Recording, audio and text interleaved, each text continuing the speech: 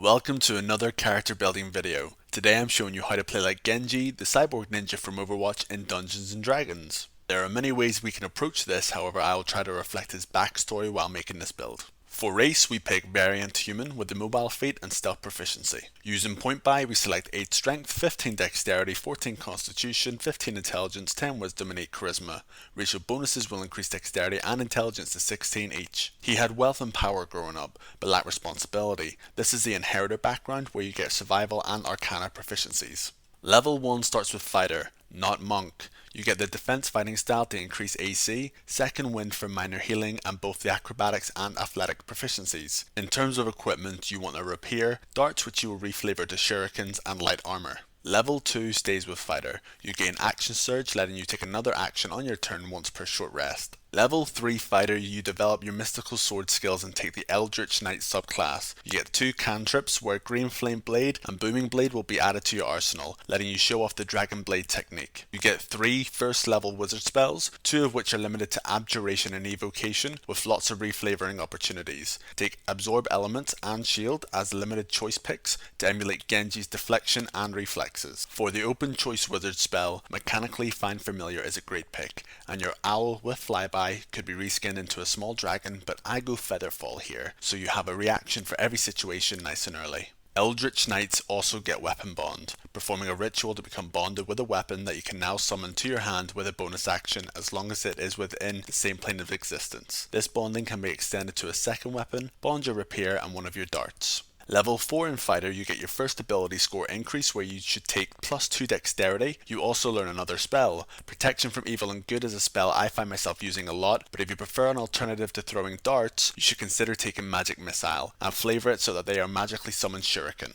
We stay in Fighter for level 5. This is where you get the extra attack feature, where you can attack twice instead of once whenever you take the attack action. If you enter combat with a dart in each hand, you can now throw both of them, use your free object interaction to grab another dart with one hand, and bonus action summon your bonded dart to the other hand. Level 6 is where the cyberization takes place. You may have been left for dead or gravely damaged, but you will now start enhancing your body by other means. Take your first level on Artificer, you get 2 new cantrips, so take Thorn Whip for battlefield control and Guidance for utility. You get to prepare some first level spells, pick Jump, Long Strider and False Life to replicate Genji's movement and cybernetic durability. Magical Tinkering lets you apply some basic magical properties such as light, short recorded messages, odors, or non-moving visual effects to a number of tiny non-magical objects equal to your intelligence modifier. Level 7, you take your second level on Artificer. You can prepare another first level spell where Detect Magic will enhance your utility. You can now start infusing items, starting off with 4 infusions. Pick Enhanced Defense to boost your AC, Enhanced Weapon to boost your damage, Replicate Magic Item for a pick from a range of non-attunement magic items, and Returning Weapon. You don't need to use your bonus action to summon a bonded shuriken after throwing it unless you run out of ammo. For level 8, you take your third level on Artificer, taking the Armorer subclass. With the Power Armor feature, you can tinker with the suit of heavy armor, then don it without being penalized for lacking the sufficient strength requirement. In addition to that, your suit is now your spellcasting focus, and the armor cannot be removed against your will.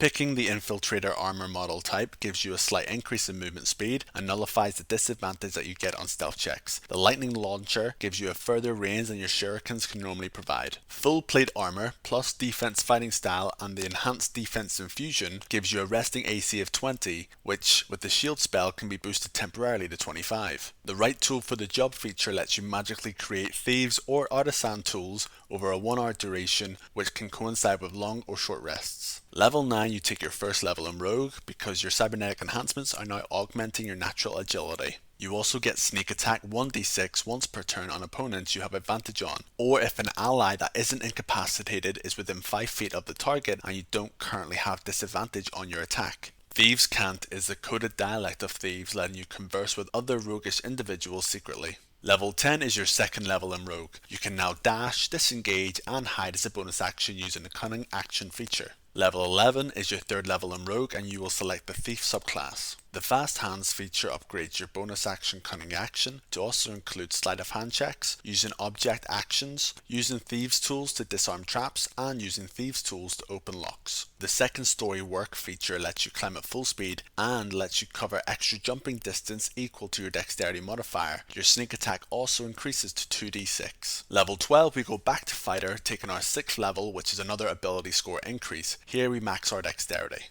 Level 13 we stay in Fighter for the 7th level, where we get War Magic. This lets you make a weapon attack as a bonus action when you use your action to cast a cantrip. This is good if you rely on the cantrips like Booming Blade or Green Flame Blade, as you can still make 2 weapon attacks per turn. You also get a 2nd level spell, Pick Shatter.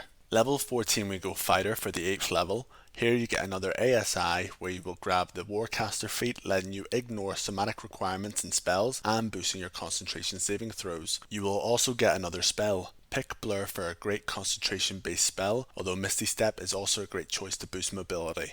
Level 15 we go Fighter for the 9th level. Here fighters get Indomitable once per long rest, allowing them to reroll a saving throw they have failed. Level 16 we go Fighter for the 10th level, where Eldritch Knights get another cantrip, spell, and feature. For cantrip, grab Prestidigitation, and for spell, feel free to grab Melf's Acid Arrow. Darkness is flavoured for ninja, but can be counterproductive for your party members.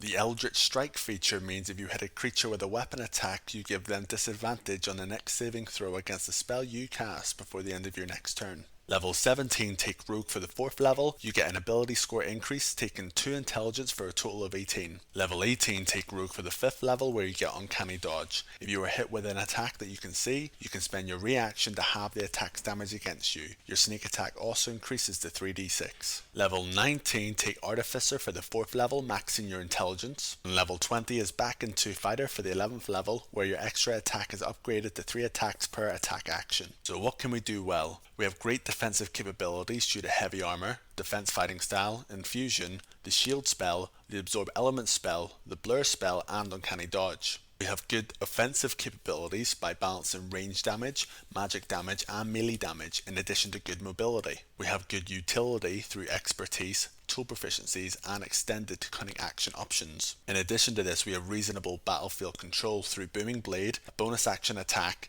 then free disengaging against that creature due to the mobile feat, which means that if they want to use any movement that turn themselves, they will trigger their bonus damage. Thorn Whip also comes in here, as it can pull your opponent towards you depending on their size and if you hit them. What we don't do well is that we're not a huge damage dealer. Instead of huge single hits, it's more death by a dozen cuts. We haven't got massive amounts of durability. Luckily, this is mitigated somewhat by uncanny dodge at higher levels, but your pool of health isn't as high as straight fighters, straight barbarians, straight rangers, or straight paladins. Lastly, you have low strength and charisma.